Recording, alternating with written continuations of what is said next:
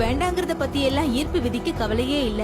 அத உங்ககிட்ட கொண்டு வந்து சேர்த்துரும். மறுபடியும் அத உங்ககிட்ட கொண்டு வந்து சேர்க்கும். உங்களுக்கு பிடிச்சிருக்கு பிடிக்கலங்கிறத பத்தி எல்லாம் ஈர்ப்பு சக்தி பாரபட்சம் காட்டாது. நீங்க நினைக்கிறத அது உங்ககிட்ட கொண்டு வந்து கொடுக்கும். நீங்க அதை நம்பினாலும் சரி நம்பலனாலும் சரி, அதை புரிஞ்சுக்கிட்டாலும் சரி புரிஞ்சுக்காம போனாலும் சரி, ஈர்ப்பு விதி இயங்கிக்கிட்டே இருக்கு. நீங்க நினைக்கிற அளவு அது இயங்கிக்கிட்டே இருக்கு. உங்க எண்ணம் ஓடிக்கிட்டு இருக்கும் போதெல்லாம் ஈர்ப்பு விதியும் செயல்பட்டுக்கிட்டே இருக்கு. நீங்க கடந்த காலத்தை பத்தியோ நிகழ்காலத்தை பத்தியோ எதிர்காலத்தை பத்தியோ நினைக்கும் போதெல்லாம் ஈர்ப்பு விதியும் இயங்கிக்கிட்டே இருக்கு. அது ஒரு தொடர் நிகழ்வு. அது தற்காலிகமாகவோ முழுசாவோ உங்களால நிறுத்த முடியாது. அது தொடர்ந்து இயங்கிக்கிட்டே இருக்கும்.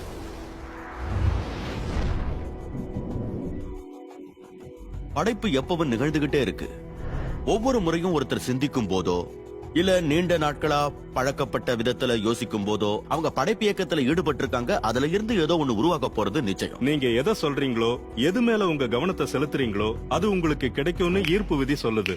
அது மோசமானதுன்னு நீங்க குற்றம் சொன்னா நீங்க உருவாக்குற விஷயமும் அது மாதிரி மோசமா தான் இருக்கும். ஏய், என்ன இது? என்னால இதை சாப்பிட முடியாது. கூடாது. எனக்கு ஒரு மாணவர் இருந்தாரு. அவரு பேரு ராபர்ட். அவரு ஓரின சேர்க்கையாளர். அவரு என்னோட இணையதள வகுப்பு ஒண்ணுல பங்கெடுத்துக்கிட்டு இருந்தாரு. அதனால அவருக்கும் எனக்கும் மின்னஞ்சல் தொடர்பு இருந்தது. அவரு எனக்கு எழுதின மின்னஞ்சல்ல அவரு தன்னோட வாழ்க்கையில வெறுத்து ஒதுக்குற எல்லா யதார்த்தங்களையும் சுட்டி காட்டி இருந்தாரு. சக ஊழியர்கள் அவரை சீண்டுனாங்க. அவங்க அவர்கிட்ட நடந்துகிட்ட விதம் அருவருக்கத்தக்க மாதிரி இருந்ததால அவரு எப்பவும் மன இறுக்கத்தோடயே இருந்தாரு. அவரு தெருவுல நடந்து போகும் போதெல்லாம் இவர மாதிரி ஆட்களை வெறுக்கிற மக்கள் ஏதாவது ஒரு வழியில அவரை துன்புறுத்த நினைச்சாங்க. அவரு ஒரு நகைச்சுவை நடிகனாகணும்னு விரும்பினாரு. ஆனா அவர் ஒவ்வொரு முறை மேடை ஏறும் போதெல்லாம் மக்கள் அவருடைய தன்பால் புணர்ச்சியின் குணத்தை பத்தி கேள்வி மேல கேள்வி கேட்டு துன்புறுத்தினாங்க. அவரோட மொத்த வாழ்க்கையும் சந்தோஷம் இல்லாம துன்பத்தால நிறைஞ்சிருந்தது. அவர் ஒரு தன்பால் புணர்ச்சியாளரா விளங்கிய காரணத்தினால அவரு தாக்கப்பட்டதை சுத்தியே எல்லாம் அமைஞ்சிருந்தது.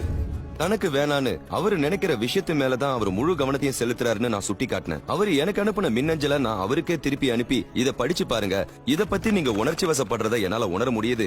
எந்த விஷயத்தையும் உணர்ச்சி பூர்வமா நம்ம அணுகும் போது அது சீக்கிரமாவே நடக்க ஆரம்பிக்கும்னு நான் அவர்கிட்ட சொன்னேன். நான் சொன்னத அவரு நல்லாவே புரிஞ்சுக்கிட்டாரு. அதுக்கப்புறம் அவரு தான் மனசார விரும்புற விஷயங்கள்ல தன்னோட கவனத்தை உண்மையாவே செலுத்த தொடங்கினாரு. அடுத்த 7-8 வாரங்கள்ல நடந்த விஷயங்கள் எல்லாத்தையுமே உண்மையிலேயே நம்ம அற்புதம் தான் சொல்லணும்.